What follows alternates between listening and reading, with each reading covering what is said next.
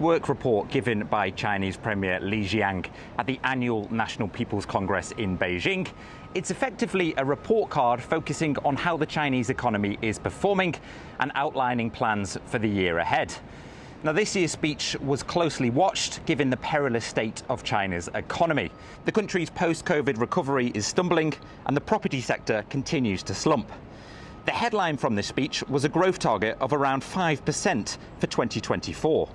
That's similar to last year's target, which was achieved, but analysts are less certain if that can be repeated this year. That's largely because the economy was coming off a lower base at the end of 2022, following years of pandemic restrictions, meaning growth was easier to achieve as the economy reopened. To try and boost the economy this year and match that 5% target, Premier Li said China would work to transform the growth model in the country, although limited details were revealed as to how exactly this would work.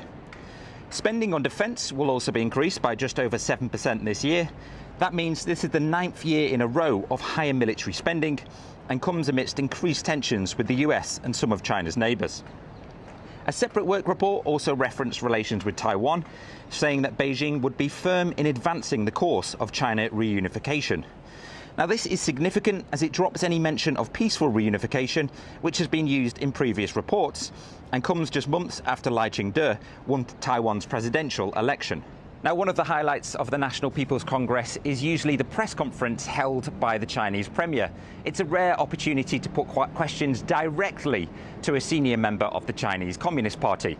But this year, that press conference has been scrapped, and it's sparked concerns that Beijing is increasingly looking inwards and becoming more and more isolated.